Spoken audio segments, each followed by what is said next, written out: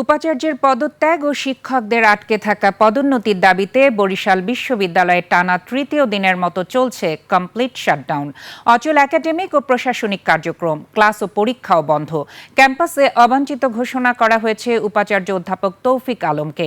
এদিকে পটুয়াখালী বিজ্ঞান ও প্রযুক্তি বিশ্ববিদ্যালয়ে ভিসি অপসারণ দাবিতে বহিরাগতদের হামলা ও শিক্ষক লাঞ্ছনার প্রতিবাদে শিক্ষক, কর্মকর্তা ও কর্মচারীরা কর্মবিরতি পালন করছেন। প্রতিনিধিদের তথ্য ও ভিডিওতে উপমা রায়ের রিপোর্ট। ঈদ আসবে, সাথে ক্যাশব্যাকও আসবে। নিজের বা প্রিয়জনের জন্য কেনাকাটায় এবারও নগদ পেমেন্টে পাচ্ছেন দারুণ ক্যাশব্যাক। তাই যাই কিনুন, পেমেন্ট করুন নগদে।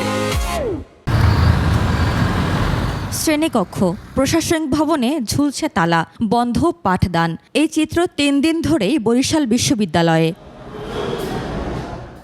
পদোন্নতির দাবিতে গত সোমবার থেকে কমপ্লিট শাটডাউনে নামেন এই বিশ্ববিদ্যালয়ের শিক্ষক, কর্মকর্তা ও কর্মচারীরা। উপাচার্যকে অবাঞ্ছিত ঘোষণা করে দাবি আদায় না হওয়া পর্যন্ত বন্ধ রাখা হয় সব ধরনের কার্যক্রম। আমাদের যে বর্তমান ভিসি মহোদয়, উনি বিভিন্ন সময় বিভিন্ন কথা বলেন এবং উনি জয়েন করার পর থেকে একমাত্র ছাত্রদেরকে ছাড়া আপনার অন্য শিক্ষক, কর্মকর্তা, কর্মচারী যারা আছে তাদের যে বিষয়গুলো, এগুলোর দিকে কোনো ভ্রুক্ষেপ পড়েনি। ঢাকা বিশ্ববিদ্যালয়, রাজশাহী বিশ্ববিদ্যালয়, অন্য বিশ্ববিদ্যালয়ে ২০-২৫ জন শিক্ষক, ৩০ জন পর্যন্ত আছে। আমরা এখানে 4-5 জন দিয়ে চালাই। অচল অবস্থায় থমকে গেছে বিশ্ববিদ্যালয়ের 25টি বিভাগের সব কার্যক্রম। বন্ধ হয়েছে নিয়মিত ক্লাস ও পরীক্ষা। সেশন জটের আশঙ্কায় শিক্ষার্থীরা। ১০,০০০ শিক্ষার্থী, ক্লাস পরীক্ষা সবকিছু বন্ধ রয়েছে। আমরা কিন্তু একটা চরম অনিশ্চয়তার মধ্যে রয়েছি যে আমাদের ক্লাস পরীক্ষা কবে ফিরতে পারবো। পরীক্ষা হবে কি হবে না, আমরা ভালোভাবে প্রিপেয়ারও হইতে পারতেছি না। আন্দোলনকে অযৌক্তিক বলে জানিয়েছেন উপাচার্য।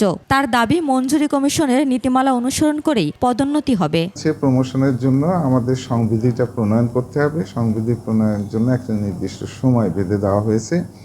তবে এখানে উল্লেখ্য যে আপনার লেকচারার থেকে অ্যাসিস্ট্যান্ট প্রফেসর আর অ্যাসিস্ট্যান্ট থেকে অ্যাসোসিয়েট প্রফেসর প্রত্যাশী যারা, মানে প্রমোশন চাচ্ছেন যারা, তাদের কিন্তু প্রমোশনে কোনো সমস্যা নাই। এদিকে ভিসির অপসারণের দাবির আন্দোলনে মঙ্গলবার বহিরাগতদের হামলার প্রতিবাদে পটুয়াখালী বিজ্ঞান ও প্রযুক্তি বিশ্ববিদ্যালয়ে শিক্ষক, কর্মকর্তা ও কর্মচারীরা কর্মবিরতি ও অবস্থান ধর্মঘট পালন করছেন। কাজী রফিকুল ইসলাম কেন খবর নেয় নাই? সে তো এখানকার অভিভাবক, তার তো উচিত ছিল তো সবাইকে ফোন করে খবর নেওয়া। আমাদের এই সুষ্ঠু বিচার না হওয়া পর্যন্ত আমরা আমাদের কোনো ক্লাস নেওয়ার মতো আমাদের এই মন মানসিকতা নেই। তবে রবিবার থেকে ক্লাস পরীক্ষা নেওয়ার ঘোষণা দিয়েছে আন্দোলনকারীরা। উপমা রায়, ডেস্ক রিপোর্ট, ২১ টেলিভিশন।